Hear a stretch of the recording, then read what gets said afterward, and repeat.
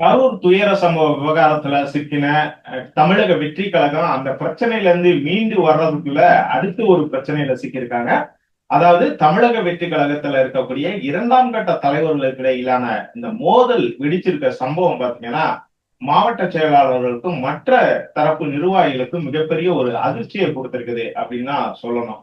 அதாவது தமிழக வெற்றி கழகம் வந்து பாத்தீங்கன்னா, அந்த தேர்தலை முன்னிட்டு பல்வேறு இடங்கள்ல விஜய் வந்து பிரச்சாரம் பண்ணாரு. அந்த ஒரு இதுலதான் பாத்தீங்கன்னா, கரூர்ல அந்த ஒரு துயர சம்பவம் 41 பேர் பலியான அந்த துயர சம்பவம் நடந்துச்சு. இதுக்கப்புறம் பாத்தீங்கன்னா, பெரிய அளவுக்கு இந்த தமிழக வெற்றி கழகத்தோட தலைவர் விஜயும் சரி, அதுக்கு அடுத்து இருக்கக்கூடிய இரண்டாம் கட்ட நிர்வாகிகளா இருக்கக்கூடிய புஷி ஆனந்த், ஆதவ் அர்ஜுனா, அருண்ராஜ் இந்த மாதிரி யாருமே வந்து பெரிய அளவுக்கு செயல்படல. பொது வெளியில வந்து பெரிய அளவுக்கு வந்து ரியாக்ட் பண்ணவே மறுக்கிறாங்க அப்படிங்கிற ஒரு குற்றச்சாட்டு வந்து தொடர்ச்சியா இருந்துகிட்டே இருக்குது. ஆனா அந்த விஜய் வாரியர்ஸ், அதாவது டிவிகே வாரியர்ஸ் இவங்க அதை மட்டும்தான் என்ன பண்றாங்கன்னா, இந்த சமூக வலைதளங்கள்ல கோதாவுல இறங்கி எல்லாரு கூடயும் வந்து சரிமாறையா சண்டை போட்டுக்கிட்டு இருக்காங்க அப்படிங்கிறத பார்க்க முடியுது. விஜய வந்து நேரடியா விமர்சிச்சாலும் சரி, மறைமுகமா விமர்சிச்சாலும் சரி, நேர்மையா விமர்சிச்சாலும் சரி, இல்ல வேற உள்நோக்கத்தோட விமர்சிச்சாலும் சரி, எப்படி விமர்சனங்கள் இருந்தாலும் அதை வந்து கடுமையா எதிர்த்து வந்து கெட்ட வார்த்தைகள்ல பேசி அப்படிங்கிற மாதிரி நிறைய வந்து இந்த டிவிகே வாரியர்ஸ் வந்து தொடர்ச்சியா வந்து சமூக வலைதளங்கள்ல செயலாட்டிட்டு இருக்காங்க. இது ஒரு பக்கம் பாத்தீங்கன்னா கடுமையான விமர்சனங்களை எது வந்து இருக்குது. பொதுமக்கள்கிட்ட பாத்தீங்கன்னா இந்த விஜய் வாரியர்ஸ், அதாவது டிவிகே வாரியர்ஸோட இந்த செயல்பாடுகள் வந்து ஒரு மிகப்பெரிய ஒரு மைனஸை தான் ஏற்படுத்தியிருக்கு அப்படிங்கிறதா சொல்லணும். அதுல வந்து எந்த மாற்று கருத்துமே இல்லை. ஏன் அப்படின்னா விஜயோட அடுத்த கட்ட வளர்ச்சிக்காக நேர்மையா நேர்மறையா விமர்சிக்கிறவங்கள கூட என்ன பண்றாங்கன்னா அந்த விஜய் வாரியர்ஸ் பாத்தீங்கன்னா போட்டு பொழந்து எடுக்கிறாங்க. அதனால என்னன்னா, என்னையா எதையுமே வந்து கத்துக்கிற மாட்டோம், தற்குறியா தான் இருப்போம் அப்படிங்கிற மாதிரி இருந்தா இவங்களை வந்து என்னையா பண்றது? இவங்க வந்து நாளைக்கு வந்து ஆட்சியை புடிச்சிட்டாங்கன்னா இவங்க எல்லாம் என்ன பண்ணுவாங்க அப்படிங்கிற மாதிரி ஒரு பேச்சு வந்து தொடர்ச்சியா வந்து இப்ப பார்க்க முடியுது. முதல்ல வந்து கரூர் சம்பவத்துக்கு முன்னாடி சரி, கரூர் சம்பவத்துக்கு பிறகும் சரி, இந்த விஜய்க்கான அந்த மாசு, அவருக்கான ஆதரவு வந்து பெரிய அளவுக்கு குறைந்த பாடு இல்லை அப்படின்னு தான் சொல்லணும்.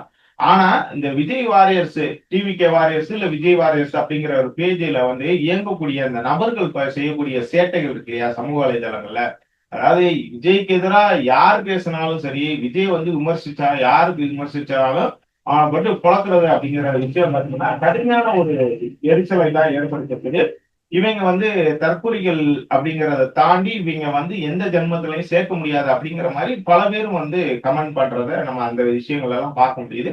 இதுக்கு இடையில தான் பாத்தீங்கன்னா இந்த தமிழக வெற்றி கழகத்தோட இரண்டாம் கட்ட தலைவர்களுக்கு இடையில ஏற்பட்டிருக்க மோதல் பாத்தீங்கன்னா கடுமையான ஒரு சர்ச்சையை உருவாக்கி இருக்குது. அதாவது இந்த கரூர் சம்பவத்துக்கு பிறகு கிட்டத்தட்ட இத்தனை நாட்கள் ஆன பிறகும் பாத்தீங்கன்னா விஜய் வந்து நேரடியா கரூருக்கு போகல. கரூருக்கு போயிட்டு அங்க பாதிக்கப்பட்ட குடும்பத்தினரை சந்திச்சு ஒரு ஆறுதல் சொல்லல அப்படிங்கிற ஒரு குற்றச்சாட்டு இருக்குது. இந்த குற்றச்சாட்டுகள் தொடர்ச்சியா இரண்டாம் நாள்ல இருந்து இருந்தக்கூடிய சூழ்நிலையில தான் திடீர்னு ஒரு சில நாட்களுக்கு முன்னாடி அந்த பாதிக்கப்பட்ட குடும்பத்தினரை வந்து என்ன பண்ணாரு விஜய் வந்து வீடியோ கால் மூலமா வந்து பேசினாரு, ஆறுதல் சொன்னாரு. அதுக்கப்புறம் பாத்தீங்கன்னா நேரடியா அந்த உதவித்தொகை வந்து நேரடியா கொண்டு போயிட்டு கொடுப்பாரு அப்படிங்கிற மாதிரி ஒரு பேசப்பட்டுச்சு. அதுக்கு வந்து விஜய் தரப்புல இருந்து என்ன பண்ணாங்கன்னா, காவல்துறைக்கு அனுமதி கேட்டு ஒரு கடிதம், அனுமதின்னு சொல்லக்கூடாது, நிபந்தனைகள் விதிச்சாங்க. காவல்துறைக்கு வந்து நிபந்தனைகள் விதிச்சு அவங்க என்ன பண்ணாங்கன்னா ஒரு அனுமதி கேட்டாங்க. அது வந்து காவல்துறை வந்து அப்படியே இருக்குது. அதுல வந்து என்னென்ன நிபந்தனைகள் செய்வாங்க, கொடுப்பாங்க, அதை வந்து ஏத்துக்குருவாங்களா மாட்டாங்களா அப்படிங்கிற ஒரு கேள்வி வந்து இன்னைக்கு வரைக்கும் நீண்டுகிட்டே இருக்கு. ஏன் அப்படின்னா, பிரதமருக்கு கொடுக்க வேண்டிய பாதுகாப்பை விட உயர்தர பாதுகாப்பை வந்து விஜய் தரப்பு கேட்டதுதான் மிகப்பெரிய ஒரு அதிர்ச்சியும் ஆச்சரியத்தையும் ஏற்படுத்துச்சு. இப்படிப்பட்ட ஒரு சூழ்நிலையில தான் என்ன பண்ணாரு, திடீர்னு விஜய் வந்து அங்க போகாமலே என்ன பண்ணாருன்னா, ஆன்லைன் மூலமா ஆர்டிஜிஎஸ் மூலமாவே வங்கி கணக்குல வந்து அந்த பாதிக்கப்பட்ட குடும்பத்தினருக்கு வந்து 20 லட்சம் ரூபாயை வந்து செலுத்தினாரு. அதன் பிறகு அந்த பணத்தை வாங்கின தாய்மார்கள், அந்த பணத்தை வாங்கின குடும்பத்தினர் வந்து வெளியில வந்து பேசின விஷயங்கள் வந்து ரொம்ப கேவலமா இருக்குது அப்படிங்கிற மாதிரி நிறைய பேர் விமர்சனம் பண்ணாங்க. விமர்சனம் பண்றதுங்கிறத தாண்டி நான் விமர்சனம் பண்ணாங்கன்னு நான் சொல்றதை விட உண்மையிலேயே கேவலமா தான் நான் பேசினாங்க அப்படிங்கிறத நானே சொல்லலாம். மற்றவங்க சொன்னாங்க அப்படிங்கிறத நான் சொல்றதை விட இந்த இடத்துல வந்து நானே சொல்றது உண்மையிலேயே ரொம்ப கேவலமா கேடுகெட்டத்தனமா அவங்க பேசினாங்க. அதாவது வந்து ஒரு ஒரு கூட்டத்துக்கு போயிட்டு வந்து இது பண்ணாங்க. விஜய் வந்து மேல தப்பு இல்ல அப்படிங்கறது வரைக்கும் பேசுனது சரி. நான் அது கூட ஏத்துக்கலாம். ஆனா என் புள்ள போனாலும் பரவாயில்ல, விஜய் முகத்தை பாக்குறதுக்கு தானே என் புள்ள போனா. விஜய் முகத்தை பார்க்க போயிட்டு நாங்க இறந்தோம், அவ என் புள்ள செத்துச்சு அப்படிங்கறதெல்லாம் சொன்னது வந்து ரொம்ப கேவலமா கேடுகட்டத்தனமான ஒரு இதுதான். அதுதான் ஏற்கனவே வந்து பல்வேறு தரப்பினர் என்ன சொல்லிட்டு இருக்காங்கன்னா, இதுக்கு வேற வகை தொழில்களை செஞ்சு இந்த பணத்தை சம்பாதிக்கலாம் அப்படிங்கிற மாதிரி கடுமையான விமர்சனங்களை வந்து கமெண்ட்ல பார்க்க முடியுது. இப்படிப்பட்ட ஒரு சூழ்நிலையில தான் வந்து இரண்டாம் கட்ட தலைவர்களுக்கு இடையில என்ன பிரச்சனை அப்படின்னு பாத்தீங்கன்னா, இந்த கரூர் துயர சம்பவத்துக்கு பிறகு பாத்தீங்கன்னா புஷி ஆனந்த் திடீர்னு தலைமறைவாயிட்டாரு. அதன் பிறகு மற்ற நபர்களும் பாத்தீங்கன்னா பெரிய அளவுக்கு வந்து ரியாக்ட் பண்ணல. ஆதவ அர்ஜுனா ஒரு பக்கம் என்ன பண்ணாருன்னா, இந்த விளையாட்டு போட்டிகளுக்காண்டி டெல்லி போறேன், அங்க போறேன், இங்க போறேன்னு சொல்லிட்டு அவரு எஸ்கேப் ஆயிட்டாரு. மற்ற நபர்கள் பாத்தீங்கன்னா எல்லாருமே கிட்டத்தட்ட சைலண்ட் மோடுக்கு வந்துட்டாங்க. இந்த கிட்டத்தட்ட ஒரு 10-12 நாள் கழிச்ச அப்புறம் பாத்தீங்கன்னா அருண்ராஜ் வந்து கரூருக்கு போயிட்டு அந்த பாதிக்கப்பட்ட குடும்பத்தினரை சந்திச்சு விஜய் உங்களோட வீடியோ கால்ல பேசணும் அப்படிங்கிற அந்த ஏற்பாடுகள் எல்லாமே செஞ்சாரு. சோ பெரும்பாலான நிர்வாகிகள் வந்து எல்லாருமே வந்து சைலண்ட் மோடுக்கு தான் போயிருந்தாங்க இந்த கரூர் சம்பவத்துக்கு பிறகு. ஆனா அந்த வழக்கு பாத்தீங்கன்னா சிபிஐக்கு மாற்றப்பட்ட பிறகு உச்சநீதிமன்ற உத்தரவின் பேர்ல இந்த கரூர் கூட்ட நெரிசல் வழக்கு வந்து சிபிஐ வசம் ஒப்படைக்கப்பட்ட பிறகு பாத்தீங்கன்னா இவர் என்ன பண்ணாரு, வெளியில வந்தாரு. புஷி ஆனந்த் வெளியே வந்தாரு. ஆதவ அர்ஜுனா வந்து ஒரு பக்கம் மேல போயிட்டு 16ஆம் நாள் காரியம் முடிகிற வரைக்கும் வந்து நாங்க பேசக்கூடாது, துக்கம் அனுசரிக்கிறோம் அப்படிங்கிற மாதிரி எல்லாம் சில கேவலமான விளக்கங்களை கொடுத்தாரு. அதை வந்து ஏற்றுக்கிறவே முடியாத ஒரு சில விளக்கங்கள். ஏன்னா நம்ம மேல தப்பு இல்ல, சரி நம்மளும் ஒரு காரணம், அந்த கூட்ட நெரிசல் சம்பவத்துக்கு நாங்களும் ஒரு காரணம் அப்படிங்கிற தார்மீக பொறுப்பு கூட ஏத்துக்கிறாம என்ன பண்ணாரு, இவர் வந்து விளையாட்டு போட்டிகளை வந்து குஷியா இது பண்றதுக்காண்டி போனாரு.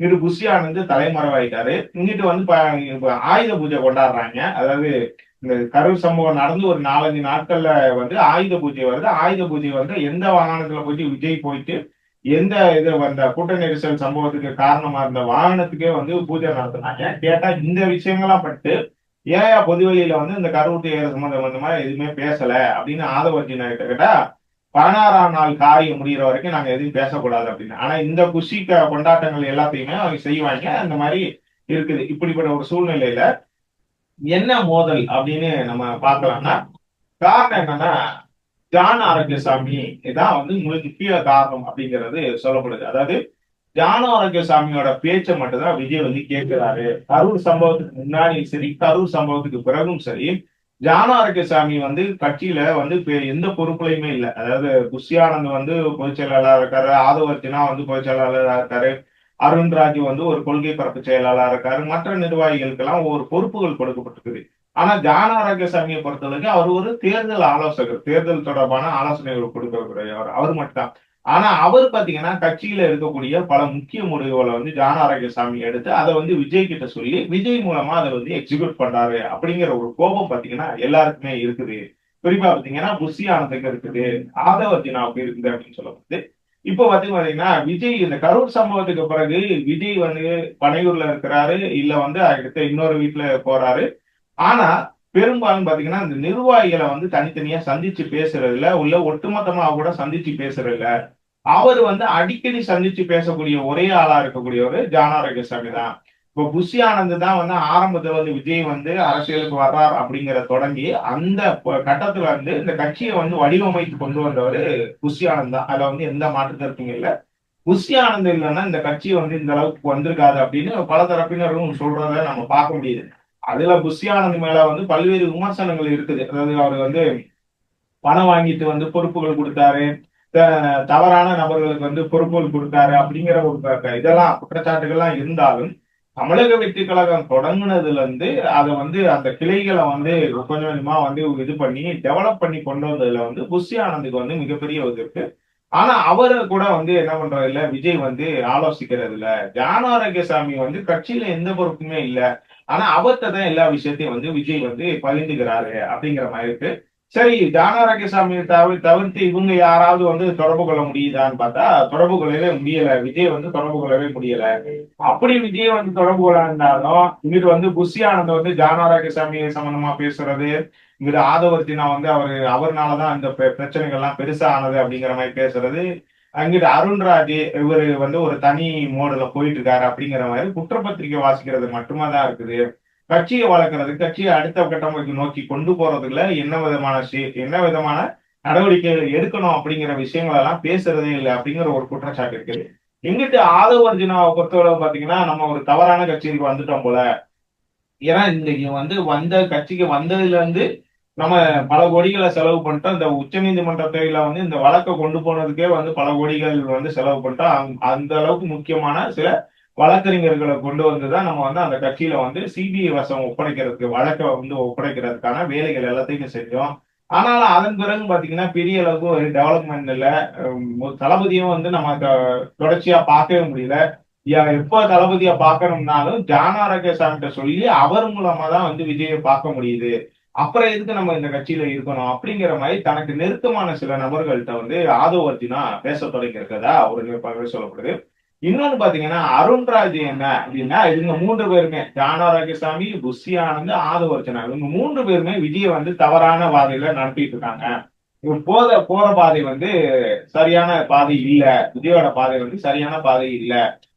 விஜய் ஒரு சரியான ஒரு நபரா இருந்தாலுமே அவரு இந்த தவறான நபர்களோட வழிகாட்டுதல நடக்கிறனால மோசமான நிலைமைக்கு கட்சி போயிட்டு இருக்குது அப்படிங்கிற மாதிரி அருண்ராஜும் பாத்தீங்கன்னா தனக்கு நெருக்கமானவர்கள்ட்ட பேசிட்டு இருக்காரு. சோ ஆக மொத்தத்துல பாத்தீங்கன்னா தமிழக வெற்றி கழக தரப்புல இரண்டாம் கட்ட தல நிர்வாகிகளுக்கு இடையிலான அந்த மோதல் பாத்தீங்கன்னா நாளுக்கு நாள் அதிகரிச்சுக்கிட்டு வருது. இது பாத்தீங்கன்னா ஒவ்வொரு மாவட்ட செயலாளர்களுக்கும் மற்ற நிர்வாகிக்கும் மிகப்பெரிய ஒரு அதிர்ச்சியை கொடுத்திருக்கு அப்படின்னு தான் சொல்லணும்.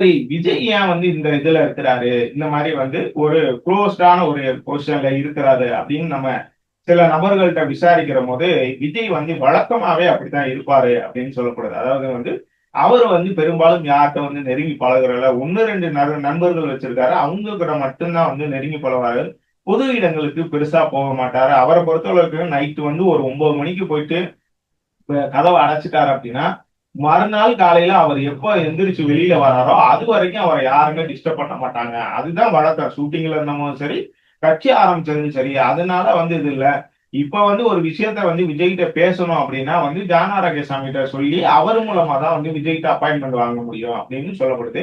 இன்னொன்னு பாத்தீங்கன்னா தமிழக வெற்றி கழக தரப்புல பாத்தீங்கன்னா எந்த நிர்வாகிகளுமே விஜய நேரடியா போயிட்டு சந்திக்கிறதுக்கு வாய்ப்பே இல்லை. அதாவது புஷியானது உட்பட விஜயை நேரடியா போயிட்டு சந்திக்கிறதுக்கு வாய்ப்பே இல்லை. எல்லாருமே ஜான ஆரோக்கியசாமி மூலமா மட்டும்தான் விஜயை சந்திக்க முடிகிற ஒரு சுச்சுவேஷன் இருக்கிறதா சொல்லப்படுது. இதுதான் மிகப்பெரிய ஒரு புகைச்சலை ஏற்படுத்து. இதுல இன்னொரு காரணம், அதாவது விஜய்க்கு நெருக்கமா இருக்கக்கூடிய சில நபர்கள் சொன்ன விஷயம் தான் ரொம்ப ரொம்ப அதிர்ச்சியான இருக்கு. அதாவது கட்சியில இருக்கக்கூடிய நபர்கள் மற்றவங்க இவங்க எல்லாம் விஜய் எளிதா அணுக முடியல அப்படின்னா கூட அது ஏத்துக்கலாம். ஆனா விஜயோட தந்தை எஸ் ஏ சந்திரசேகர் கூட விஜய் நேரடியா செல்போன்ல தொடர்பு கொள்ள முடியாது. நேரடியா பார்க்க முடியாதாம். அவர் விஜய் சந்திக்கணும்னா அவரோட உதவியாளர்கிட்ட முதல்ல எஸ் ஏ சந்திரசேகர் பேசி அப்பாயின்மெண்ட் வாங்கி அதுக்கப்புறம் தான் விஜய் சந்திக்கக்கூடிய ஒரு சுச்சுவேஷன்ல விஜய் இப்ப இல்ல சில ஆண்டுகளாவே கட்சி தொடங்குறதுக்கு முன்னாடி கடந்த சில ஆண்டுகளாவே இப்படி ஒரு சுச்சுவேஷன்ல தான் விஜய் இருக்கிறாரு. விஜய் ஒரு ஒரு ப்ரொடெக்ஷனை கிரியேட் பண்ணியிருக்காரு. தன்னை சுற்றி ஒரு பாதுகாப்பு வளையத்தை உருவாக்கிட்டு அதுலதான் வாழ்ந்துகிட்டு இருக்காரு. அதனாலதான் அவரை சந்திக்கிறதுங்கிறது எல்லாருக்கும் இயலாத ஒரு காரியமா இருக்குது அப்படின்னு சொல்லிட்டு விஜய்க்கு நெருக்கமான சில நபர்கள் நம்ம கிட்ட விஷயங்களை ஷேர் பண்ணிருக்காங்க. இது பாத்தீங்கன்னா மாவட்ட செயலாளர்களுக்கு மற்றவர்களுக்கும் பாத்தீங்கன்னா மிகப்பெரிய ஒரு அதிர்ச்சியை கொடுத்திருக்கு. அப்படிங்கறத தாண்டி இந்த கட்சி அடுத்து என்ன ஆகுமோ அப்படிங்கிற ஒரு எரிச்சல், ஒரு எதிர்பார்ப்பை உருவாக்கி இருக்குது அப்படின்னு தான் சொல்லணும். ஏன்னா விஜய் அணுக முடியல. இந்த கரூர் சம்பவத்துக்கு பிறகு அவங்க ஒன்னும் பெருசா ரியாக்ட் பண்ணல. இதுக்கு மேலே அவங்க இந்த கட்சி இது பண்ணுமா, தேர்தல்ல போட்டியிடுற போது விஜய் இதே மாதிரி இருந்தாருன்னா, இதே மாதிரி ஏதாவது ஒரு சம்பவம் நடந்து மறுபடியும் அதே மாதிரி ஒரு சைலண்ட் மோடுக்கு போயிட்டா இந்த கட்சி என்ன ஆகும் அப்படிங்கிற ஒரு கேள்விக்கு தொடர்ச்சியா மாவட்ட செயலாளர்கள் இந்த 2ஆம் கட்ட நிர்வாகிக்கு அடுத்து இருக்கக்கூடிய எல்லா தரப்பு நிர்வாகிகளுக்கும் இருக்கிறதா சொல்லப்படுது. அதனால விரைவில் விஜய் இந்த 2ஆம் கட்ட நிர்வாகிகளா இருக்கக்கூடிய புஷி ஆனந்த், ஆதவ அர்ஜுனா, ஜான ஆரோக்கியசாமி, அப்புறம் அருண்ராஜ் உள்ளிட்ட நபர்களை சமாதானப்படுத்தி கட்சியை வளர்க்கறதுக்கான கட்சியை அடுத்த கட்டத்துக்கு எடுத்துட்டு போறதுக்கான வேலைகளை செய்யணும் அப்படிங்கறதுதான் பெரும்பாலான மாவட்ட செயலாளர்கள் மற்ற நிர்வாகிகளோட ஒரு எதிர்பார்ப்பா இருக்குது. அந்த விஷயத்த விஜய் செய்வாரா அப்படிங்கிறத நம்ம பொறுத்து இருந்துதான் பார்க்கணும். இந்த விவகாரத்துல நீங்க என்ன நினைக்கிறீங்க அப்படிங்கிறத மறக்காம கமெண்ட்ல சொல்லுங்க.